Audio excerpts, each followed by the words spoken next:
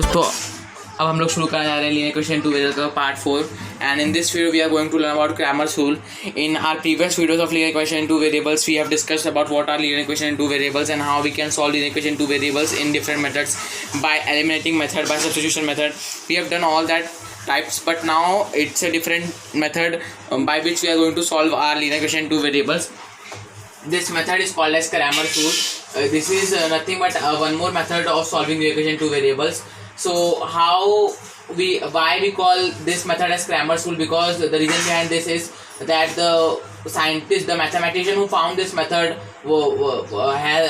was Gabriel Cramer, and he was a Swiss mathematician. Swiss is a country, and he was the mathematician of that country. So he founded this method of solving the equation in two variables. So before understanding the main method, that how we will solve the equation in two variables by Cramer's rule, first we will understand the basics of it, that how Cramer's rule is made and how we can define Cramer's rule. So first of all, coming to the basics, so in basics first you have to understand that what are numbers in a column and numbers in a row. See, 6, 5. I wrote this number in vertically in a vertical manner. So I will say that these are, we have arranged these numbers in vertically. We have arranged these numbers vertically, and so we will call that the numbers. These are the numbers in a column. Numbers in a column. Column means vertical. Columns means vertical. So we say that 6 and 5 are numbers in a column when we write these numbers in this way, in vertical way. So now I am writing different numbers, 6 and 3. It is not 3, it is 6 and 3, because we have put a good amount of space between these two numbers. So now I will call these numbers as, first of all, they are arranged horizontally, so we will write here horizontally arranged. Now these are the numbers in a row. Row means horizontal. Sorry, horizontal. See, this is a vertical line, this is a horizontal line, and this is a slant line. This is the basics of first standard, and see now we are using this. So these are the numbers in in a column, and these are the numbers in a row. Now we will understand what are determinants. It is a different concept, but it is the basics of determinants is numbers in a column and numbers in a row. So so now I think that you have understood what are the numbers in a column and what are the numbers in a row. Now what is a determinant? Determinant is nothing but a combination of two rows and two columns. Now I will show you how. See, 6 and 5, 3 and 4. See here, it is 6. Sorry, it is 6.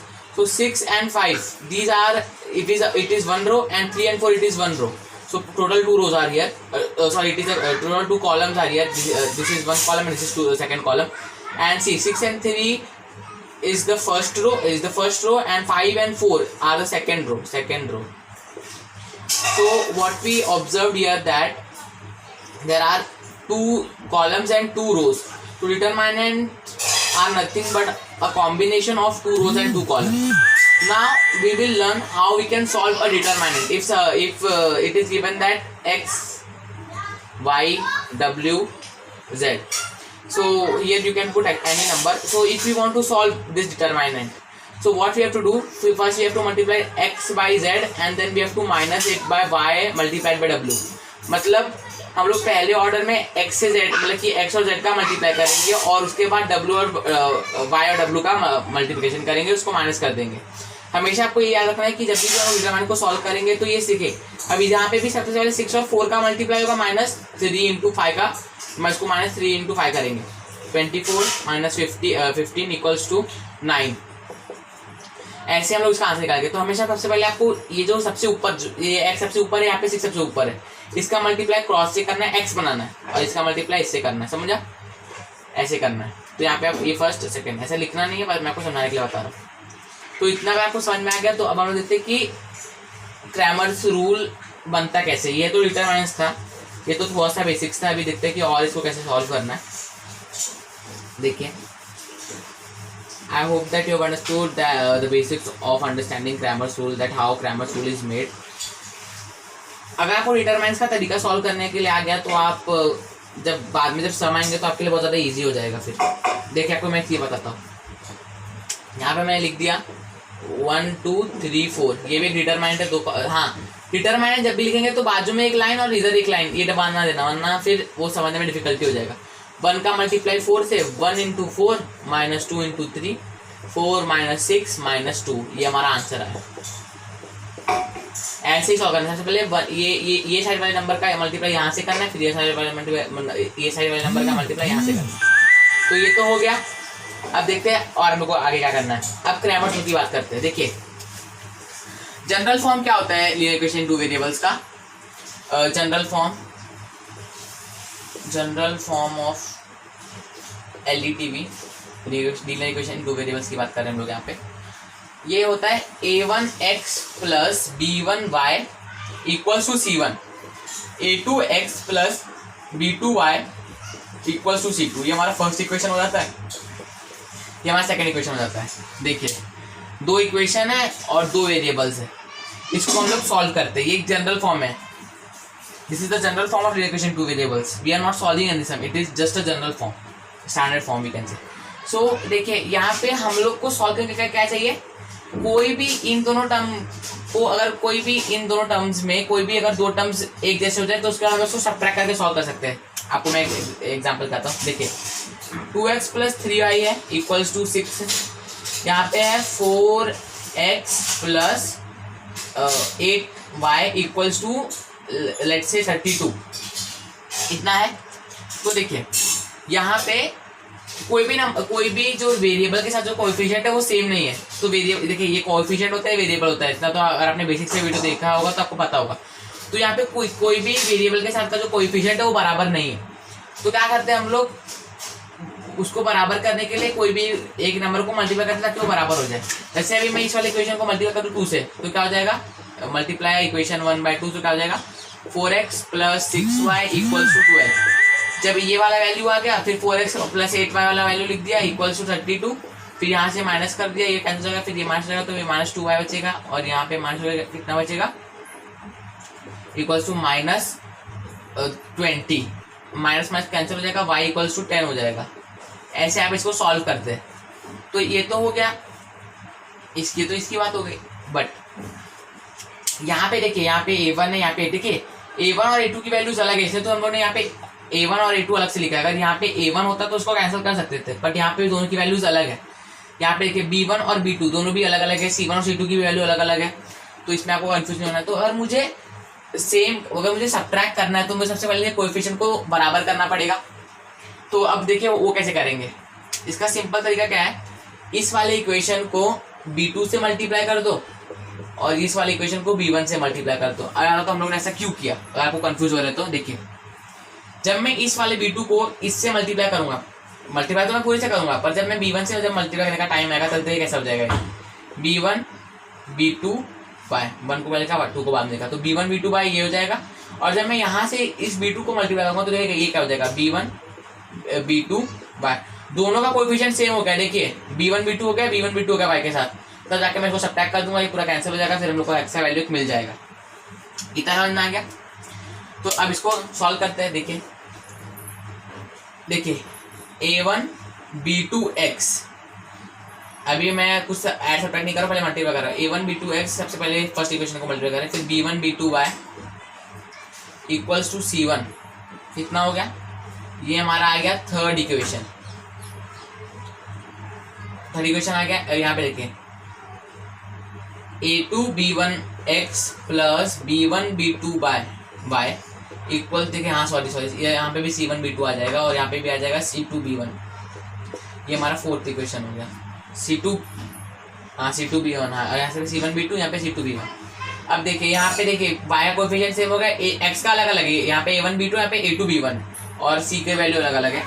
तो अब ये दोनों का equation का y का multiply, ये मतलब कि y का कोएफिशिएंट सेम हो गया, तो क्या करेंगे, सब्ट्रैक्ट कर देंगे, माइनस माइनस और यहाँ पे माइनस आ जाएगा, ये सीधा कैंसिल हो जाएगा। फिर देखिए क्या मिलेगा, a1 b2x, देखिए किसी का भी वैल्यू नहीं पता तो हम लोग सीधा सीधा ऐसे लिख देंगे, a1 b2x minus a2 b1x, a1 b2x minus a2 b1x equals to, ये तो पूरा कैंसिल हो गया, c1 b2 minus c2 b1।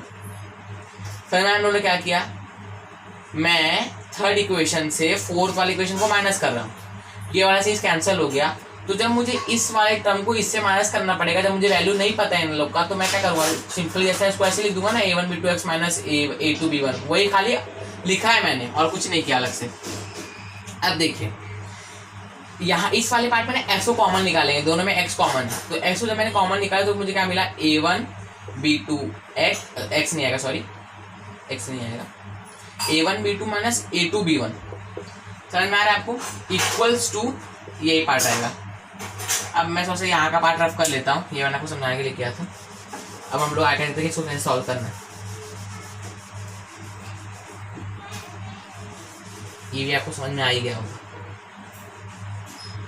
अगर आपको स्क्रीनशॉट लेना तो उस बात का, तो आप थोड़ा सा वीडियो पहले रोक के इसका स्क्रीनशॉट ले सकते हैं।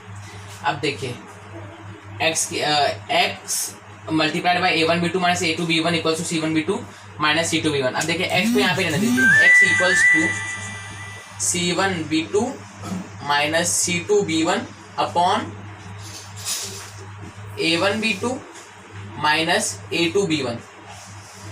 यहाँ पे मल्टीप्लाई में था, इसको यहाँ इस साइड में भेजा तो डिवाइड में चला गया, डिवाइड में चला गया, ये डिवाइड में, समझ में आया। तो देखिए मुझे x की वैल्यू मिल गई, तो देखा उन्होंने फॉर्मूला कैसे डिराइव कर दिया यहाँ पे x के लिए, ये समझ में आ गया आपको। अब मैं यहाँ पे ना एक इक्वेशन लिखता हूँ और यहाँ से ना कोई एक चीज प्रूव करके दिखाता हूँ। मैंने यहाँ पे क्या लिखा, x plus y equals to 6, x minus y equals to 0। साफ साफ अगर आप थोड़ा सा इमेजिनेशन पावर को यूज करके, तो यहाँ पे क्या है, 3 plus 3 equals to 6, 3 minus 3 equal to 0। हम लोगों ने इमेजिनेशन से वैल्यू निकाल लिया। पर देखिए अगर मैं इसको सिंपल तरीके से सॉल्व करूँगा तो क्या करूँगा, देखिए ये दोनों कैंसिल कर दूंगा अपोजिट साइन इसलिए, और 2x equals to 6, x equal to 3, फिर put x equal to 3 in this equation, फिर y का वैल्यू भी 3 आ जाएगा। अब ना मैं ना ये जो फॉर्मूला मिला है ना मुझे, ये इसको यहाँ पे पुट करता हूँ, देखता हूँ कि मुझे x का वैल्यू 3 मिलता है कि नहीं। यहाँ पे ये c1 है, ये b1 है, b1 मतलब यहाँ पे 1 है क्योंकि यहाँ पे कुछ भी नहीं, तो यहाँ पे 1 है, a1 यहाँ पे 1 है, सब में a2 यहाँ पे भी 1 है, और b2 भी यहाँ पे 1 है, और c2 यहाँ पे 0 है। a1 a2 b1 b2 c1 a1 a2 और b1 b2 ये सब कोएफिशिएंट्स है, और x और y हमारे वेरिएबल्स हैं। इतना अगर आपको क्लियर है तो आपको समझ में आ जाएगा। अब देखिए x की वैल्यू क्या है, यहाँ पे देखिए c1 क्या है, 6 है, 6 मल्टीप्लाइड बाई b2 क्या है, 1 है, -1 है, रिपीट -1 है, -1 जानते थे, 6 इंटू -1 माइनस c2 क्या है, 0 मल्टीप्लाइड बाई b1 1 है, अपॉन a1 इंटू b2 क्या है, a1 इंटू b2 मतलब 1 इंटू -1। देखिए ध्यान से पुट कीजिए, फिर देखिए माइनस a2 क्या है, a2 है 1 इंटू 1 है, b1 भी 1 है। देखिए -6 -0 मिला, अपॉन में देखिए -1 क्या मिला, -6 अपॉन -2, माइनस कैंसिल, 1 जा 3 जा, देयरफॉर x इक्वल टू 3। हम लोगों ने एक फॉर्मूला निकाल लिया ऐसे, x को कैसे फाइंड करना है। ऐसे ना आप y का भी निकाल सकते हैं, कैसे y का निकालेंगे मैं आपको अभी आइडिया देता हूँ, आप इसको होमवर्क पे कर सकते हैं। यहाँ पे उन्होंने x का वैल्यू निकालने के लिए क्या किया, y के जो कोएफिशिएंट्स थे उनको मल्टीप्लाई किया, ताकि हम लोग का y का कोएफिशिएंट सेम हो जाए और फिर हम लोग y को कैंसिल कर सके। समझ में आया, हम लोग को x का वैल्यू निकालना था, इसलिए y के कोएफिशिएंट को सेम किया, उसका उसको सब्ट्रैक्ट कर दिया। जब हम लोग को y का वैल्यू निकालना होगा तो हम लोग x के कोएफिशिएंट को सेम कर देंगे। समझ में, x का वैल्यू निकालना है तो y का कोएफिशिएंट को सेम कर दो, y का वैल्यू निकालना है तो x के कोएफिशिएंट को सेम कर दो। तो x का कोएफिशिएंट यहाँ पे कैसे सेम करेंगे बताता हूँ कैसे करेंगे। इस सेकेंड इक्वेशन को आप a1 से मल्टीप्लाई करो, सेकेंड इक्वेशन को a1 से मल्टीप्लाई करो और फर्स्ट इक्वेशन को a2 से मल्टीप्लाई करो। दोनों में क्या हो जाएगा, a1 into x हो जाएगा, नीचे भी a1 into x हो जाएगा, फिर x और x कैंसिल हो जाएंगे, फिर y का वैल्यू आपको मिलेगा। फिर y को आप ऐसे कॉमन निकाल लोगे, फिर जो यहाँ पे जो वैल्यू आएगी उसको डिनोमिनेटर में भेज दोगे, वही आपका एक फॉर्मूला बन जाएगा। बट देखिए तो भी कॉम्प्लेक्स फॉर्मूला है, एक फॉर्मूला तो आप इसका यूज करते कोई भी वैल्यू निकाल सकते हो x का। बट इसको सिंप्लीफाई करने के लिए ना हम लोग ने वो जो डिटरमाइन वाला चीज जो पहले सीखा था ना उसका यूज करेंगे। हमारा तो कैसे करना है, इतना का को समझ आ गया तो स्क्रीनशॉट ले लीजिए पहले। देखिए अब मैं आपको बताता हूँ कि वो डिटरमिनेंट वाला कैसे यूज करेंगे। ये एक फॉर्मूला तो है, इसका यूज होती है, आप कोई भी इक्वेशन का वैल्यू निकाल सकते हो। बट अभी देखिए क्या होगा। y का वैल्यू आप निकाल लेना, आपका होमवर्क रहेगा, और आपको कोई भी डाउट आता है y का वैल्यू निकालने में। देखिए ये सब चीज़ आपको एग्जाम में कभी नहीं पूछेंगे, but in order to fall in love with mathematics we need to do all the basic things so that we understand how a formula is derived. Now see here, x का ये value था, यहाँ पे ध्यान से notice कीजिए, मैंने आपको एक चीज़ बताया था, डिटरमिनेंट वो होता है इसमें दो ऐसे लाइन होंगे और कुछ भी नंबर दिया होगा, 2 3 4 5 ऐसे एक नंबर दिया है। क्या करते हैं हम लोग, 2 into 5 करते हैं, 2 into 5 करते हैं, -4 into 3 करते हैं, ऐसे करते हैं डिटरमिनेंट को सॉल्व करने के लिए। इसका मल्टीप्लाई से करके फिर माइनस करते हैं 4 into 3 से। इसमें कुछ भी समझना नहीं, खाली खाली आपको इन्फॉर्मेशन को गेन करना है। यहाँ पे ऐसे करते हैं। अब देखिए यहाँ पे ध्यान से देखिए, यहाँ पे एक पैटर्न नोटिस कीजिए, यहाँ पर भी वो डिटरमिनेंट वाला पैटर्न यूज हुआ है। मैं यहाँ पे एक डिटरमिनेंट बनाता हूँ, एक डी बनाता हूँ, डिटरमिनेंट को डी से रिप्रेजेंट किया है मैंने खाली। यहाँ पे मैं क्या करता हूँ, C1 लिखता हूँ, यहाँ पे लिखता हूँ C2, यहाँ पे लिखता हूँ मैं B1, यहाँ पे लिखता हूँ B2। C1 यहाँ से सबसे पहले इसका मल्टीप्लाई से C1 into B2 minus C2 into B1, B1 into C2 लिखो तो C2 into B1 लिखो, बात तो एक ही रहेगी ना। तो मैंने क्या नोटिस किया, यही टर्म यहाँ पे आ गया।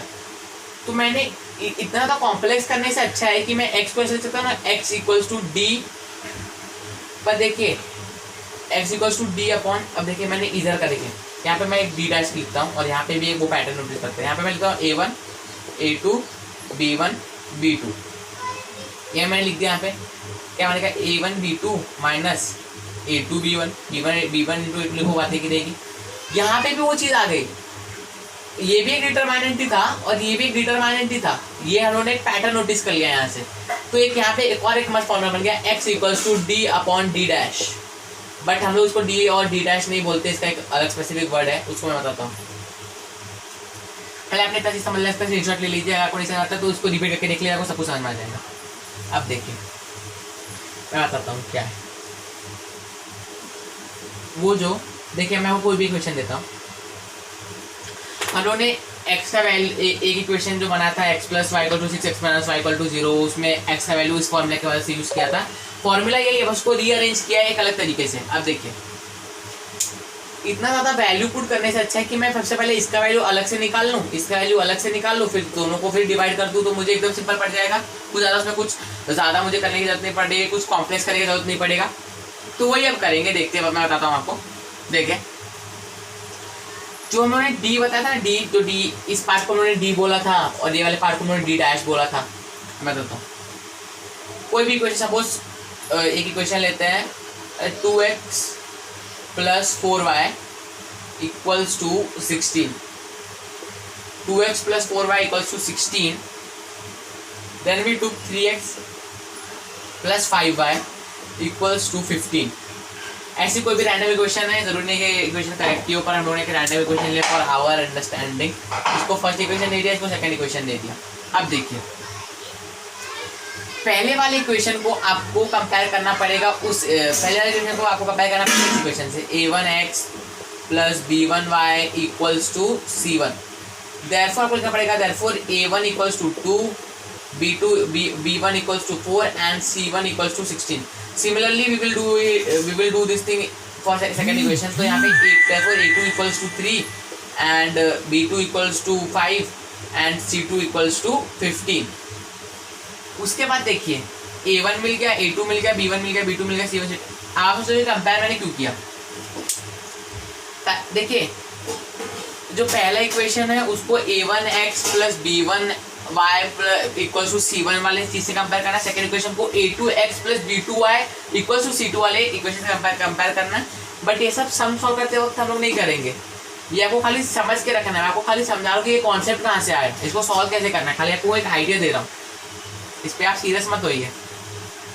तो देखिए अब हम एक इसके बाद एक फॉर्मूला बनेगा, d इक्वल्स टू, सबसे पहले d, ये डिटरमिनेंट वाला ही d है, पर देखिए d equals to a1 a2 b1 b2, ये d का फॉर्मूला है। इसको लिख दे, a1 की वैल्यू 2 3 4 5 देख लिए, v1 का वैल्यू 4 था, v2 का वैल्यू 5 था, इक्वल टू 2 इंटू 5 जो हम लोग का नॉर्मल वे था सॉल्व करने का, into 3 into 4, 10 minus 12 equals to -2, therefore d equals to -2 यहाँ से मिल गया।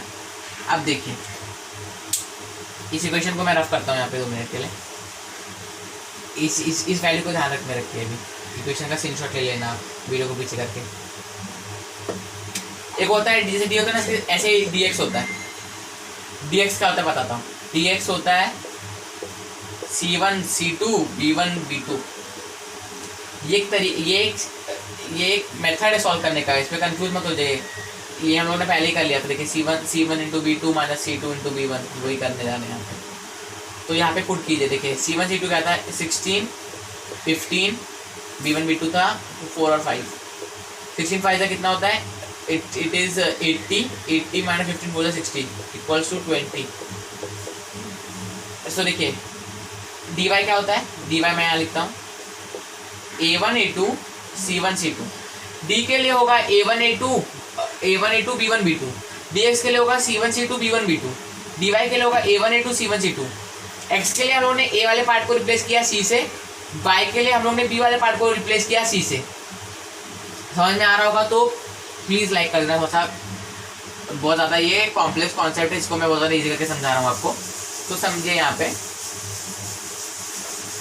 y के लिए हम लोगों ने b वाले पार्ट को रिप्लेस कर दिया c से, x वाले पार्ट को उन्होंने रिप्लेस कर a वाले पार्ट को रिप्लेस कर दिया c से। इतना समझ में आ गया।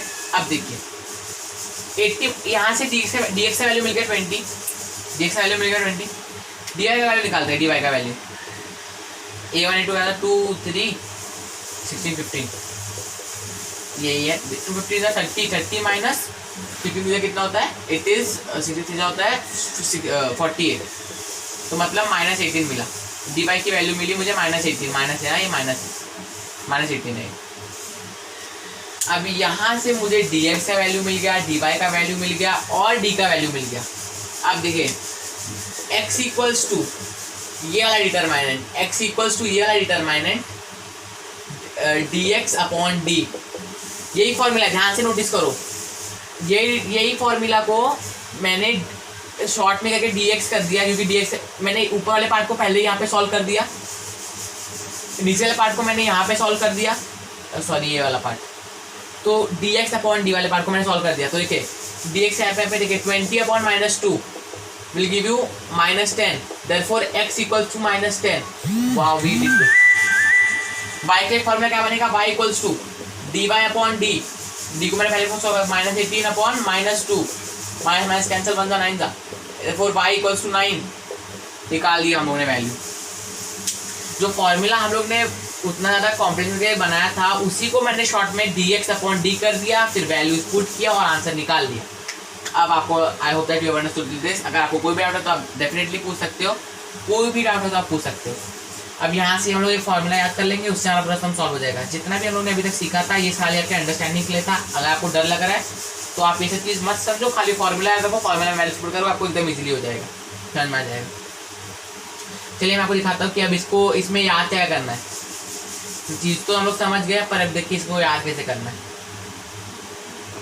आप खाली इतना याद कर लो, d equals to a1 a2 b1 b2, dx equals to c1 c2 b1 b2, dy equals to a1 a2 c1 c2। बस इतना चीज़ याद कर लो आप लोग।